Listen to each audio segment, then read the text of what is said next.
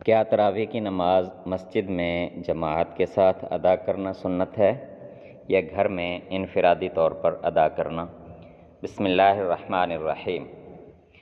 رمضان المبارک میں جماعت کے ساتھ نماز یعنی تراویح ادا کرنا رسول اللہ صلی اللہ علیہ وسلم کی سنت مبارکہ ہے، لیکن آپ صلی اللہ علیہ وسلم نے زندگی میں صرف ایک مرتبہ 3 دن تک مسجد میں جماعت کے ساتھ نماز تراویح ادا کی۔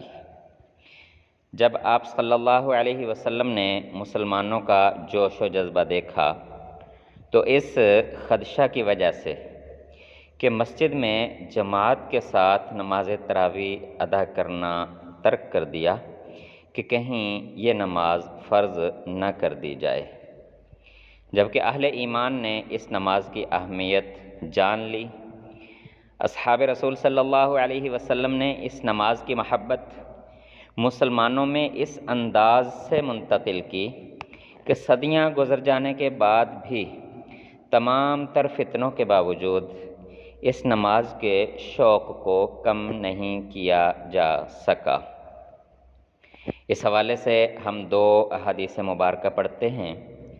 موطا امام مالک حدیث نمبر 227، سیدہ عائشہ صدیقہ رضی اللہ عنہا سے روایت ہے کہ رسول اللہ صلی اللہ علیہ وسلم نے ایک رات مسجد میں نماز پڑھی تو آپ صلی اللہ علیہ وسلم کے ساتھ لوگوں نے نماز پڑھی، پھر دوسری رات میں اسی طرح پڑھی تو لوگ کثیر تعداد میں آئے، پھر لوگ تیسری یا چوتھی رات جمع ہوئے، لیکن نبی اکرم صلی اللہ علیہ وسلم نماز کے لیے ان کی طرف نہیں نکلے۔ جب صبح ہوئی تو آپ صلی اللہ علیہ وسلم نے فرمایا، میں نے دیکھا جو تم نے کیا، لیکن مجھے کسی چیز نے نکلنے سے نہیں روکا سوائے اس خوف سے کہ کہیں یہ رمضان کی نماز تم پر فرض نہ ہو جائے، اور یہ واقعہ رمضان میں ہوا۔ اسی واقعہ کو صحیح بخاری میں حدیث نمبر 2012 میں بھی نقل کیا گیا ہے۔ سیدہ عائشہ صدیقہ رضی اللہ عنہا سے روایت ہے کہ رسول اللہ صلی اللہ علیہ وسلم ایک مرتبہ رمضان کی نصف شب مسجد میں تشریف لے گئے اور وہاں تراویح کی نماز پڑھی۔ کچھ صحابہ رضی اللہ عنہم بھی آپ کے ساتھ نماز میں شریک ہو گئے۔ صبح ہوئی تو انہوں نے اس کا چرچا کیا، یعنی لوگوں میں یہ بات مشہور ہوئی کہ رات کو نبی اکرم صلی اللہ علیہ وسلم نے مسجد میں جماعت کے ساتھ نماز ادا کی تھی۔ چنانچہ دوسری رات میں لوگ پہلے سے بھی زیادہ جمع ہو گئے اور آپ صلی اللہ علیہ وسلم کے ساتھ نماز پڑھی۔ دوسری صبح کو اور زیادہ چرچا ہوا اور زیادہ اس بات کی شہرت ہوئی۔ تیسری رات اس سے بھی زیادہ لوگ جمع ہو گئے۔ آپ صلی اللہ علیہ وسلم نے اس رات بھی نماز پڑھی اور لوگوں نے آپ صلی اللہ علیہ وسلم کی اقتداء کی۔ چوتھی رات کو یہ عالم تھا کہ مسجد میں نماز پڑھنے آنے والوں کے لیے جگہ بھی باقی نہیں رہی، لیکن اس رات آپ اپنے گھر سے نہیں نکلے بلکہ صبح کی نماز کے لیے، فجر کے لیے باہر تشریف لائے۔ جب نماز پڑھ لی تو لوگوں کی طرف متوجہ ہو کر شہادت کے بعد فرمایا، اما بعد، تمہارے یہاں جمع ہونے کا مجھے علم تھا، لیکن مجھے خوف اس بات کا ہوا کہ کہیں یہ نماز تم پر فرض نہ کر دی جائے اور پھر تم اس کی ادائیگی سے عاجز ہو جاؤ۔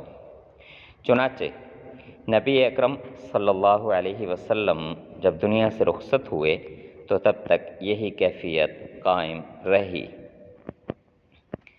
تو یہ تھا نبی اکرم صلی اللہ علیہ وسلم کی چاہت تھی، آپ کا ذوق، آپ کا شوق تھا، آپ کو یہ بات پسند تھی کہ رمضان المبارک کی راتوں میں تراویح کی نماز مسجد میں باجماعت ادا کی جائے، لیکن مسلمانوں کا شوق اور جذبہ اس قدر بڑھ گیا جو ہم پیچھے پڑھ چکے ہیں، تو نبی اکرم صلی اللہ علیہ وسلم کو احساس ہوا کہ کہیں ایسا نہ ہو کہ اللہ تعالیٰ کی طرف سے یہ نماز بھی فرض قرار دی جائے اور بعد میں پھر مسلمانوں کے لیے مشقت ہو جائے۔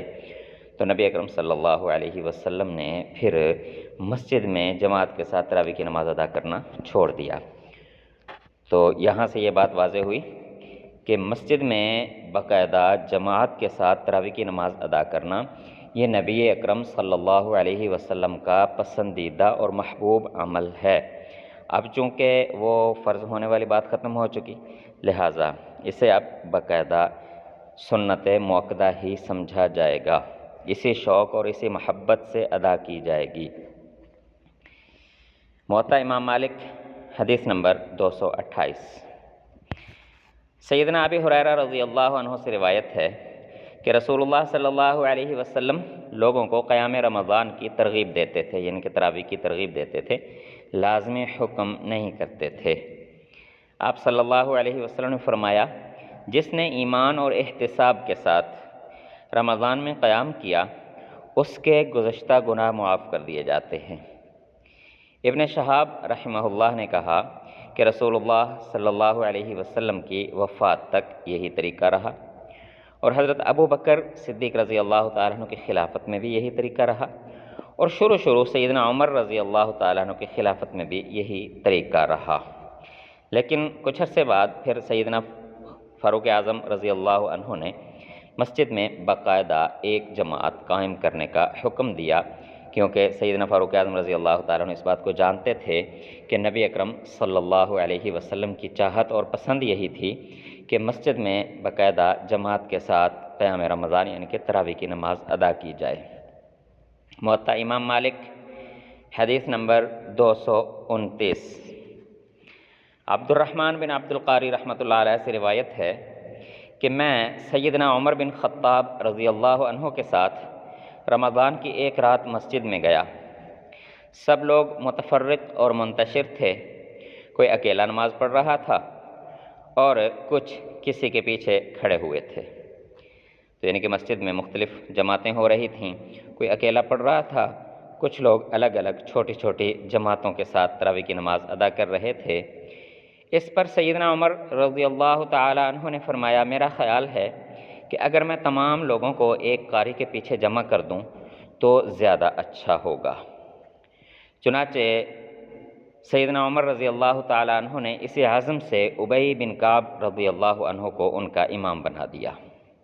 پھر ایک رات جو میں ان کے ساتھ نکلا تو دیکھا کہ لوگ اپنے امام کے پیچھے نماز تراویح پڑھ رہے تھے۔ سیدنا عمر رضی اللہ تعالیٰ عنہ نے فرمایا کہ یہ نیا طریقہ بہتر اور مناسب ہے، اور یہ رات کا آخری حصہ جس میں یہ لوگ سو جاتے تھے اس پہلے حصہ سے افضل ہے جس میں یہ نماز پڑھتے تھے۔ یعنی جب شروع میں لوگ فردن یا چھوٹی چھوٹی جماعتوں کے ساتھ تراویح پڑھتے تھے تو عشاء کے بعد سونے سے پہلے کچھ قیام کر لیتے تھے۔ تو سیدنا فاروق اعظم رضی اللہ تعالیٰ عنہ نے جب تراویح کی نماز کو باقاعدہ ایک جماعت کی صورت میں قائم کیا، جس طرح نبی اکرم صلی اللہ علیہ وسلم نے 3 دن تک قائم کیا تھا، تو پھر وہی وقت رکھا کہ نصف شب عشاء کی نماز پڑھ کے لوگ کچھ آرام کر لیتے، کوئی اپنی عبادات میں لگ جاتے، تو آدھی رات گزرنے کے بعد پھر مسجد میں جمع ہو کر باقاعدہ تراویح کی نماز ادا کی جاتی تھی۔ تو فرمایا کہ یہ وقت زیادہ بہتر ہے کہ سنت بھی یہی ہے کہ اسی وقت میں نماز ادا کی جائے۔ تو اس طرح پھر یہ سلسلہ شروع ہو گیا الحمدللہ، اور آج تک یہ سلسلہ جاری ہے۔ البتہ یہ ہے کہ کہیں اہل عزیمت جو ہیں وہ اسی انداز میں نصف شب تراویح کی نماز ادا کرتے ہیں، اور کچھ ہمارے جیسے کمزور لوگ جو عشاء کی نماز کے فوراً بعد تراویح کی نماز ادا کر لیتے ہیں۔ یہی واقعہ صحیح بخاری حدیث نمبر 2010 میں بھی بیان ہوا ہے۔ تو یہ باقاعدہ نبی اکرم صلی اللہ علیہ وسلم کی محبوب سنت ہے۔